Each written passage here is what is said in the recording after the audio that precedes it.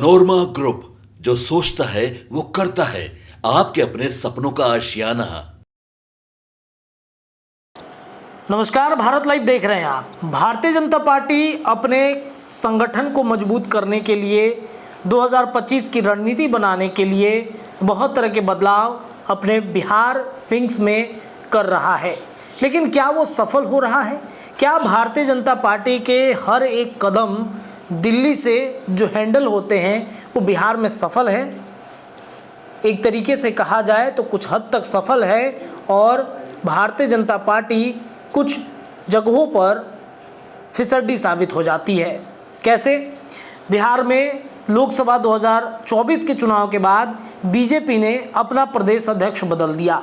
सम्राट चौधरी के जगह पर दिलीप जायसवाल को बैठा दिया।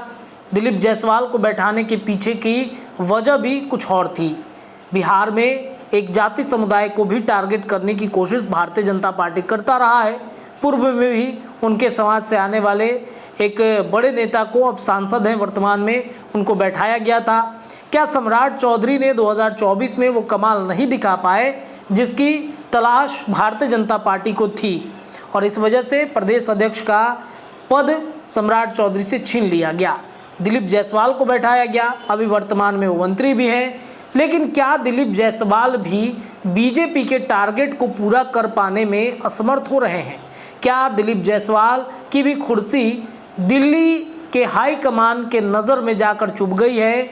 दिलीप जायसवाल भी वो कमाल नहीं कर पा रहे हैं जो बीजेपी ने एक टारगेट सेट किया था कि आपको वो पूरा करना है। मामला कैसे फंस गया है? बिहार बीजेपी ने एक सदस्यता अभियान की शुरुआत की। ये सदस्यता अभियान की शुरुआत तो हुई है, लेकिन जितना टारगेट दिया गया था दिलीप जायसवाल को, वो टारगेट पूरा नहीं कर पा रहे हैं। अब तक 50% लक्ष्य ही हासिल हो पाया है और बाकी रह गया है। विधानसभा चुनाव, वन नेशन वन इलेक्शन, तमाम जो परिचर्चाएं हैं बिहार और देश भर में होती रहती हैं, इन सब के बीच में बीजेपी का अभियान था कि हम इस बार सदस्यता अभियान कराकर ज़्यादा से ज़्यादा लोगों को जोड़ेंगे, लेकिन वो भी दिलीप जायसवाल नहीं कर पा रहे हैं। कैसे? आंकड़ों के माध्यम से हम आपको बताएंगे और समझाने की कोशिश करते हैं। चलिए इस खबर को थोड़ा सा और ज़्यादा विस्तृत रूप से जान लिया जाए, समझ लिया जाए।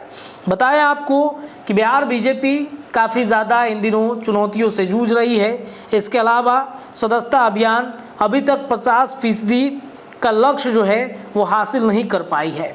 कुछ नेता जरूर बेहतर परफॉर्मेंस करते हुए दिख रहे हैं, लेकिन पटना का महानगर का प्रदर्शन संतोषजनक है।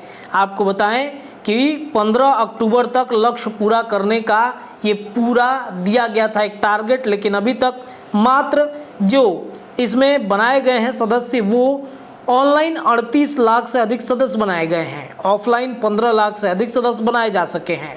सदस्यता अभियान में पटना महानगर बेहतर परफॉर्मेंस पर दिख रहा है। अब तक पटना महानगर क्षेत्र में 1,40,000 से अधिक सदस्य बनाए गए हैं। दूसरे स्थान पर पूर्वी चंपारण है।